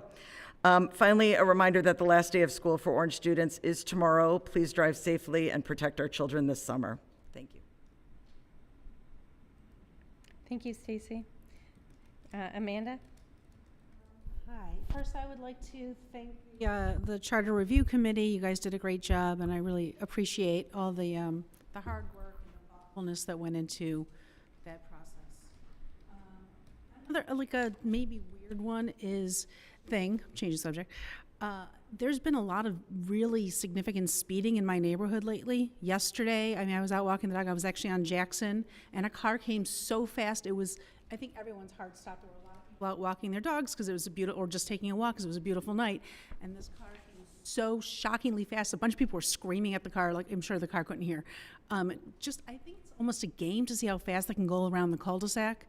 It's happened last week or something. I forget exactly what week where I was out. That was late at night, and they were hitting all the cul-de-sacs in my neighborhood. But this was just Jackson and there. It's just, and a patrol car did come shortly after, but, I don't know if they were able to ever see the person because it's a drive-by. I think people need to be really aware of safety. I don't know who's playing these games. Again, the cars go way too fast for you to identify who's in them. But I just want people to remember to be safe, that these are neighborhoods, that these are families, and could get very badly hurt. If I could encourage everyone, if you see that activity happening and you know the pattern is going to be they're going to hit all the cul-de-sacs, that's a phone call to 911 immediately. We will get down there and try and have an impact on that. I was unaware that it was a cyclic, reoccurring event. It's happened twice that I'm aware of, so I don't know. I have a question. So if somebody,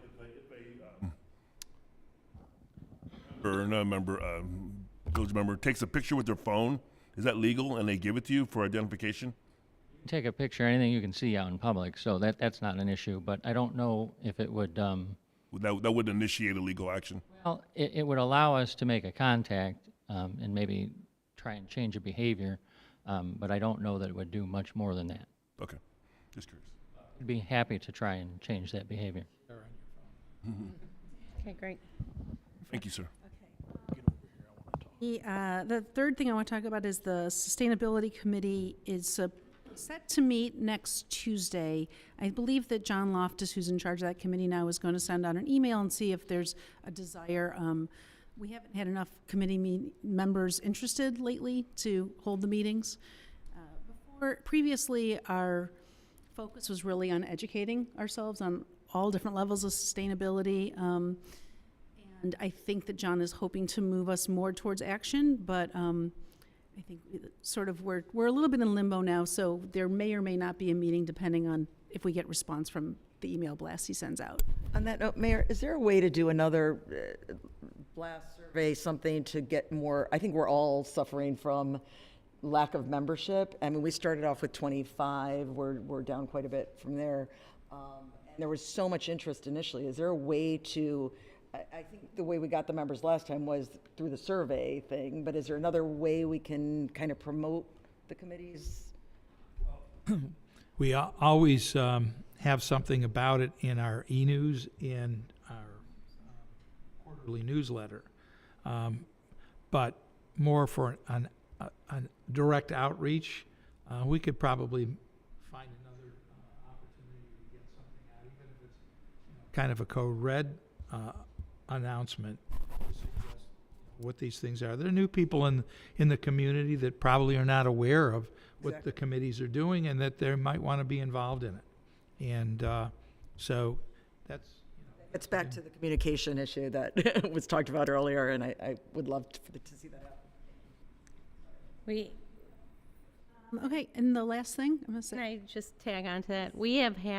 I have had multiple complaints about too many messages on reverse 911 when it used to be called that. Just so you're aware that people get like oversaturated sometimes, and then they cancel it. Last night at our meeting, we had multiple people say they wish they were getting more information that way. So times are changing, and that was a long time ago. You could try it, but see if you get complaints. I'm getting complaints too. There's too many. I haven't had complaints lately, but Of course, it's your committee and you want more people to know about it, so you gotta think of who you're talking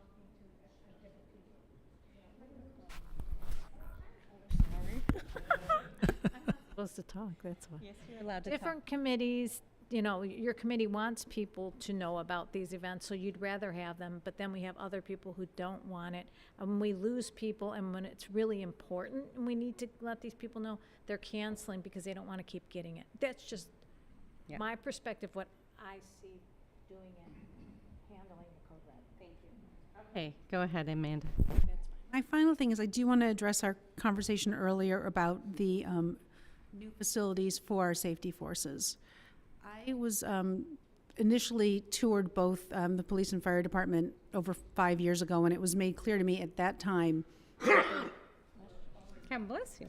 bless you, that they were in desperate need at that time for updated facilities, more space, different layout, a lot of things that needed to change. So as much as I might not like the way, and so I want anyone, when I'm saying anything negative, I don't necessarily like the way that this came about, the way these plans, but I'm not going to get in the way of this locomotive because I think it needs to get to the station. Puns intended with that.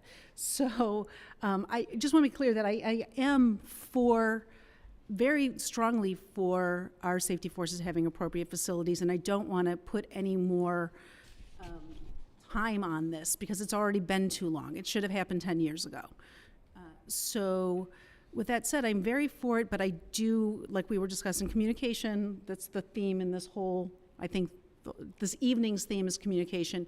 We have to figure out the most effective way to get this information to our residents, because from that meeting on Monday night, what I heard numerous people say, and I was really trying to pay attention to the audience as much as the presentation, was they think this is going to pass. I mean, there was really negative feeling in the room. So we need to figure out how to present it in a way that they'll understand that this is a need for the village to run safely and appropriately, and for all of us to, it's not just about things being better for our departments, but also ultimately it helps them be more effective in taking care of us. Thank you. Okay, Kim? Yeah, I'll piggyback on what Amanda's saying. I actually intend to vote for it. I do support these things. I know that our safety forces need them. I feel very strongly that we need a united message going to our residents in order to help passage. Agreed. And I believe very strongly that we need to work on our communication and marketing of the need for this. And to do that, everybody has to feel that they're part of the team, and we really do need a very united front on this. I think that's extremely important. I think sometimes when something is tabled, it's so that everybody can get on the page, and when it passes stronger. So let me just put that out there. Kiwanis rummage sale, donations are being taken behind the tennis courts, the barns behind the tennis courts at the schools, every Monday night from 7 to 9 and Saturday mornings from 10 a.m. to 1 p.m. And Kiwanis raises, last year I believe we raised $37,000, something like that, dollars. We are able to give scholarships. We've been able to support small nonprofits. This year we provided, I'm on the international committee, so I'll speak to that a little bit, but we do a lot of domestic stuff too. But we were able to provide food for an entire year for a school, oh my God, I think it was Kenya, oh my God. Sorry, I'm having a senior moment, but it was in Africa, and without providing porridge and food, kids don't go to school. So if you provide food, then kids go to school, then they get an education. That's just one of the many programs that we've supported, and we've supported them all over the country, we support them all over the world, and more importantly, for our local community, we support them in our local school district as well. This year, we were able to provide 10 scholarships to graduating seniors. Congratulations to one of them. And that was 10 seniors going to college, plus a scholarship. Those were $1,500 each to an Orange resident, Orange school resident who's going into the Navy. So 11 kids from our school district all now have $1,500 to go help them with their future plans. So it really is a really good thing to do. Please clean out your houses. I know there's stuff in there because I'm doing it right now. My daughter's helping me. There is stuff you guys have not looked at or touched in a while. Somebody else will want it. So donate those items. I just want to thank Councilmember Foster for obtaining pepper spray from Lowe's, which we will be passing out. Yeah, I was going to ask Anna how many people, if we know how many people are registered for tomorrow night's event. I'm very pleased. See, that's awesome. So I'm very pleased that we were able to sponsor the event and get the police department. And we have had a lot of people requesting for other ages, and I've said, well, we'll certainly look into that. But this is aimed at college age. If you have a daughter who's college age, she doesn't have to be going to college, but or upcoming senior in high school, this is a perfect opportunity. It's tomorrow night. The Orange Cares Committee is meeting. The next meeting is June 9th, 7 p.m. in the Woodall Room. And then I just want to raise the issue of parking. When we have landscapers who park on one side of the street and then cars that park on the other side of the street, and you cannot get through. Buses can't get through. I'm sure you're laughing because your service, you can't get through. This is an issue. So are they supposed to be parking on a certain side of the street, or what is the rule? Aren't those signs new that say don't park by the hydrants? It's Yeah, that's one of the things, is that there's hydrant. In general, if you see a big truck parked, don't park like there and there. You just can't get around them. We see it all the time. I'm sure the police obviously see it all the time. Every one of our developments, there's no parking on the hydrant side of the street, so that should eliminate, because there's hydrants on every street in that development, so. I wonder. I actually thought it was hydrant side, then I couldn't remember. Yeah. Okay. Another issue is, the reason that's happening is when the landscape crew shows up, they want to park on the same side that they're servicing, so they're not driving their mowers across the street. I get that.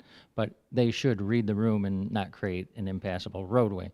So if you see that, we welcome a non-emergency call to the police department, and we'll come down and have a chat. Okay. And maybe all of us who are in sort of our neighborhood group chat things, we can post to remind people of that. I know the non-emergency phone number by heart. It's 247-1234, right? 7321. 7321. Oh, sorry. 440. You've been calling all these. Wait. And It's 247. That's actually. And leaving a message. So you all know. 7321. Look it up before I post because I didn't write it down. But and one more, are people able to put out branches again now? Because I was asked that, and I said I just don't even know. And I did say, but if we can, you have to put them out the right way, and so. Okay. Can I add one more comment to your marketing comments? The police and fire departments, Monday through Friday, without an appointment, will provide a tour to any resident, guided through each of the two facilities. Some residents have already begun doing that on their own. Great. So if that could be known to everybody. And maybe even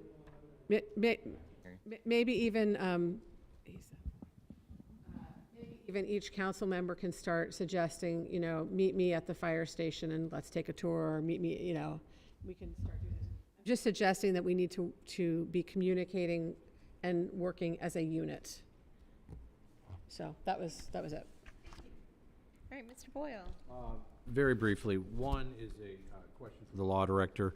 The property, the New Song property sold, the transfer is listed on the county website, but the taxes are still back. The back taxes don't look like they've been paid. And I don't think you can transfer property without dealing with the taxes. Can you just see what's going on with it? I don't, and it's a significant amount of money. I mean, I think it's like $70,000 of back taxes on it. And while the majority of that would go to the schools, I mean, some of that's, what's that? I thought it was more, Maybe, I don't know. I mean, it is, it's more than zero, I know that. And the only comment that I have, and I did talk to the police chief about this and kind of briefed him on what my comments would be. About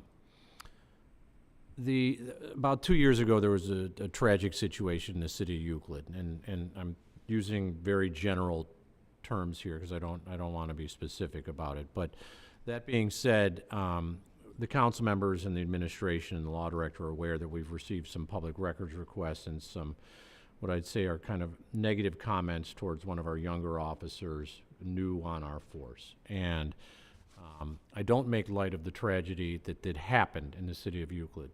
But that being said, I want to make sure that this officer recognizes that this community welcomes him, understands the situation that you and your colleagues, all the safety forces put in on a daily basis. And I think it does matter, but I think it's important that we, it can be difficult to be in that storm where, there's, for lack of a better description, kind of outside sniping at him, very personal towards him, that have to do with his job and the situation that he was working in. And I just want to publicly acknowledge the support, at least from me. I don't speak for my colleagues, You but speak for me on this. because it is important, and if you wouldn't mind relating that to him. I believe actually every council member supports that. I assume as much, but I don't. and I think we asked you to say something before too, didn't we? To the officer from our executive meeting. Yeah, I'm in very close contact with this officer about this issue. Mostly it's weekly, but then when things kick up, it's daily, sometimes a couple times a day, to really just keep him understanding the fact pattern there, that we understand the fact pattern there, and that he has all of our support. And now that I get to pass it on, your guys' comments tonight, that'll really help him as well. Good. Are you all done? Yep. Thank you. Okay, next I need a motion to enter into executive session for the purpose of discussing pending or prospective litigation, the appointment and compensation of village officials, and the status of the union negotiations. That motion. Second. And we will not be taking action afterwards. We should include both George, Director George Krishy, who's here representing Zashin and Rich, is our consul, and Chief Roberts.